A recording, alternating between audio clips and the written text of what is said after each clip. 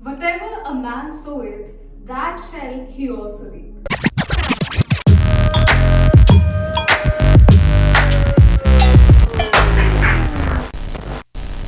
Hello amazing souls out there, this is Radhika Yadav. Today, here to tell you how to manifest your dream life. But before that, what is manifestation? Well, manifestation means when you turn an idea into reality. In psychology, when we use our thoughts, ideas and beliefs to turn something big into our physical reality. Now you would say, Radhika, is that it? This is what manifestation means? And I would say no, it doesn't end here. According to me, or I would say in spirituality, manifestation means when we realize who we are and I remind myself who am I, and I'm so powerful that I can actually co-create my own reality. And when I say co-create, I mean, how can I forget the universe? Our thoughts become our reality. Mind is equals to reality, and when man proposes, God disposes. Universe is so powerful. We are surrounded by loving magical energy throughout our lives, which is working in our favor to help us manifest our beautiful life. When we realize who we are and what we are capable of, words like luck and fate does not exist. Let's say that I have realized and I am aware that I should do this or do that, or I should manifest my reality. But how exactly am I supposed to do that? Well, let's dive in and discover how to manifest our dreams into reality. Here's a 4-step formula, but let me remind you, when you are starting a new cycle, you have to end the old cycle. It's like we are manifesting something that we want to achieve, or we want to, manifest into a reality, but we have to leave our old self and old beliefs with it. But before that, what are dreams? Is it something that we see while we are sleeping, or is it something that we see while daydreaming or with our eyes open? Is it something that we desire when we see somebody else, or is it something when somebody tries to tell us something and we try to be, know it all? What is it? What dream is it? There are 2 different types of dreams. The first one is ego dream. What is an ego dream? Vision of our life, how we perceive our life and how we want it to be. We see somebody else getting success and we desire to fulfill and be like them. That is what an ego dream is. It's like we want something and if it's not given, we are like, mujhe to ye chahiye. But an ego dream will never fulfill our desire. There will always be an emptiness if whatever we get, but day after that we will have this feeling of wanting more and more and more. Throughout our life, we will be running to our different desires in our life, but we will always feel an emptiness inside our heart. And then there comes the second type of dream, that is our soul dreams, which is what our higher self wants from us. Have you heard of the term called life's calling? Yes, this is what exactly it is, and it is our higher dreams which gives us an essence of our life, of our life's purpose, and we have that fulfillment at our heart. It gives us peace, and we are so at peace that we think that this is what my life purpose is. But how exactly I'm supposed to know which dream is it? Is it a soul dream or an ego dream? What's the difference? How am I supposed to know that? The first step is exploring our own self. Before I ask for something, I should know how I am and what I truly desire, what am I good at, and what are my soul psychic gifts. Let's say if I have to talk about me, what are my gifts? Same with you people, what are your gifts and what you enjoy doing?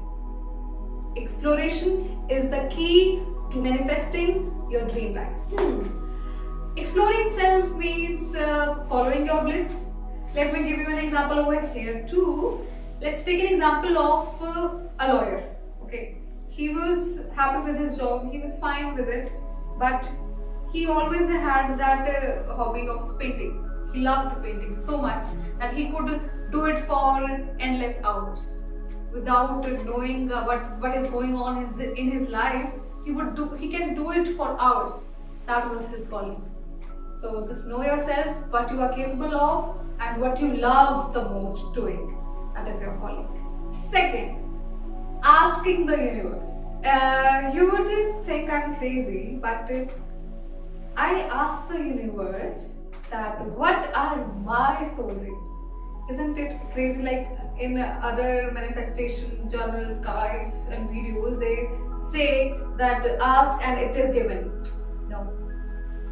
It's like you have to let go of the ego dreams and you are welcoming soul dreams by asking the universe. It's little, messed up here, but just understand this.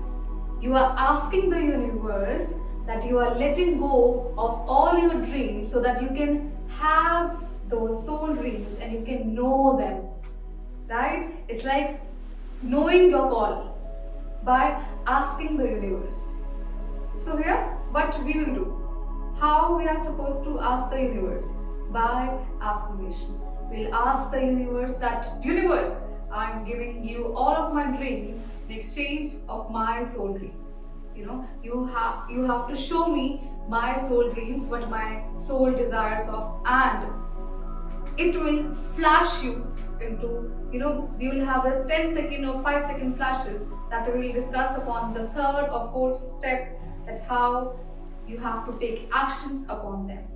When we manifest in, I would say general manner, it is more like me-centered. Me-centered means I want this, I want that, and maybe if I get this, I'll be happy. That is more of me-centered. But when we are choosing our soul dreams, it will always and always benefit others as well around you and your soul. It is your higher self calling you right to you, and when you ask for it, it is given to you. Think of it as you are talking directly to a friend who is your higher self. I release what my soul dreams are and I welcome what universe brings to me. It's like I welcome what my soul dreams are. It's like, just notice the difference over here, that we are starting it from the universe. It's like we are taking the power from the ego and giving it to the universe. Because ego is what decides that what we want from our life, but now we have taken that power from that ego. The third step is follow through actions. I have seen a lot of people getting answers from the universe, but what they do is be resentful towards them. They don't react, they don't respond to it. They just sit and get the answers. But what is the use of it when you cannot act upon it? Right? So when you get the answers, it will be in the form of synchronicities. It will be in the form of flashes in your subconscious mind. And then there comes the fourth step. That is ask, believe, plus repeat. It's like first consistency. And the flashes that will come, the answers that will come to you will be in breadcrumbs. It will not come all at once. It's like one step at a time. You will not, always be answered in whole fully plans. It doesn't act like that. It will come to you as breadcrumbs. You have to pick little. Okay. The second is, it is a long process, yes, but it will be worth it. You have to have patience and trust over the universe. And the third is, we know whatever we have asked for will be completely different from our old cycle, because we are manifesting the new one, right? So we have to be ready to release our old self and to be open to the new one. Our plans will be, so different from what we have always imagined. But never ever be resentful towards them, because that's your calling and you don't want to suffer just because you cannot act upon it, or you were not open to the answers of the universe. Right? So I just have to say, one step at a time. According to your beliefs, it is done unto you. So thank you so much for having me over here, and do like, share, comment on this video, and do let me know what are you all manifesting this week. Thank you so much.